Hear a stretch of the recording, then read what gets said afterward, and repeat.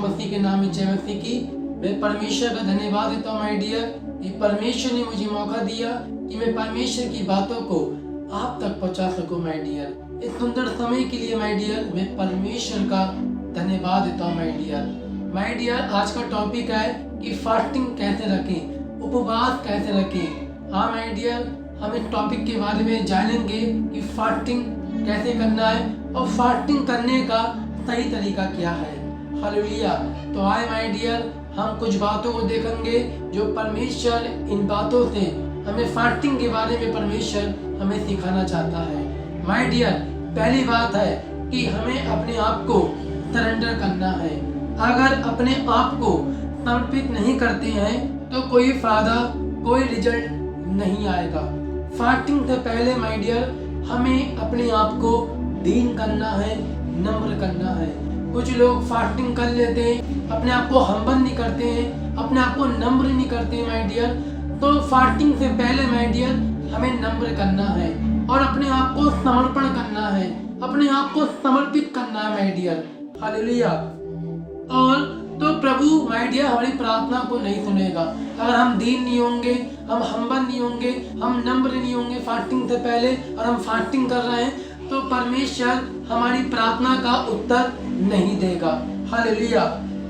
किसी को क्षमा नहीं किया, फास्टिंग कर रहे हैं तो कोई रिजल्ट नहीं आएगा। किसी को क्षमा नहीं करते हैं, किसी को माफ नहीं करते हैं तो फास्टिंग कर रहे हैं। तो इससे पहले माय डियर हमें इन सारी बातों का ध्यान देना है। दूसरा पॉइंट है माय डियर कि पहले अपने आप को पश्चाताप करना है, फिर प्रार्थना करना है, क्योंकि परमेश्वर प्रार्थना को नहीं सुनेगा। बिना पश्चाताप के आप फास्टिंग कर रहे हो तो परमेश्वर फास्टिंग का उत्तर नहीं देगा, क्योंकि बाइबल में लिखा है कि परमेश्वर पापियों की प्रार्थना को नहीं सुनता। हमें अपने पापों की, गुनाहों की माफी मांगना है, तब माय डियर फास्टिंग करना है। हालेलुया। बाइबल में लिखा है कि परमेश्वर पापियों की प्रार्थना को नहीं सुनता।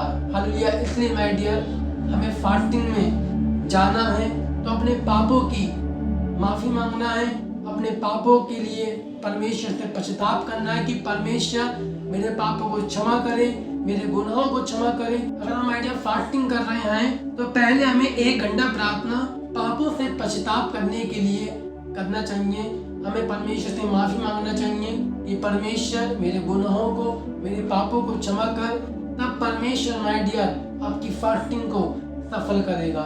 हालेलुया। और माय डियर जो हम्बलनेस है, जो नम्रता है, वो फास्टिंग से संबंध रखती है।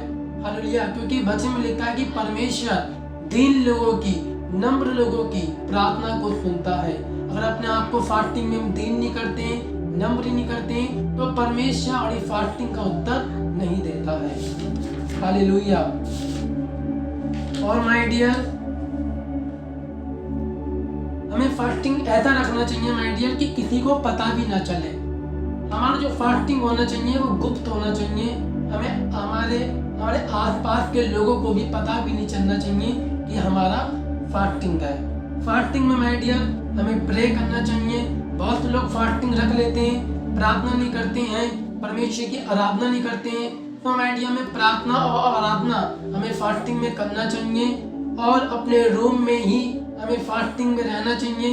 हमें बाहर नहीं जाना चाहिए और परमेश्वर के साथ हमें समय बिताना चाहिए। जब आप फास्टिंग करो तो आपका मुंह लटका हुआ नहीं होना चाहिए, आपके फेस पे उदासी नहीं होना चाहिए। आप फास्टिंग में हो तो आप आनंदित रहो, आप खुश रहो, आप फास्टिंग रखो, आनंद के साथ रखो। परमेश्वर ऐसी फास्टिंग से माय डियर खुश होते हैं और आपको ब्लेस करते हैं। फास्टिंग के लिए माय डियर पवित्र आत्मा की अगुवाई का होना बहुत जरूरी है। 40 दिन की फास्टिंग होती है, 7 डेज की फास्टिंग होती है, 21 दिन की फास्टिंग होती है। तो guidance of the Holi spirit in the fasting में पवित्र आत्मा की अगुवाई का होना बहुत जरूरी है। वैसे तो फास्टिंग का कोई समय नहीं होता है, हम फास्टिंग कभी भी रख सकते हैं माय डियर, लेकिन फास्टिंग रखने के लिए माय डियर पवित्र आत्मा की अगुवाई का होना बहुत जरूरी है। जब हम पवित्र आत्मा की अगुवाई में होकर फास्टिंग रखते हैं या फास्टिंग करते हैं तो परमेश्वर हमारी फास्टिंग को सफल करता है और कंटिन्यू हमारी फास्टिंग बनी रहती है। हालेलुया। तो माय डियर मैं आशा करता हूँ कि परमेश्वर की बातों के द्वारा आप ब्लैस हुए हैं। बाइबल में लिखा है योएल की पुस्तक उसके 2:12 में कि अपने पूरे मन से फिरकर मेरे पास आओ। जब माय डियर अपने आप को हम पवित्र करते हैं, अपने आप को शुद्ध करते हैं, तो परमेश्वर के पास आते तो परमेश्वर अपनी प्रार्थनाओं को ब्लेस करता है।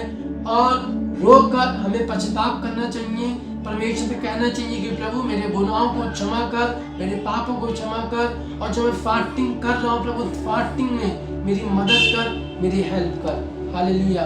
तो माय डियर वचन के द्वारा प्रभु आपको ढेर सारी आशीष दे। आमीन। God bless you.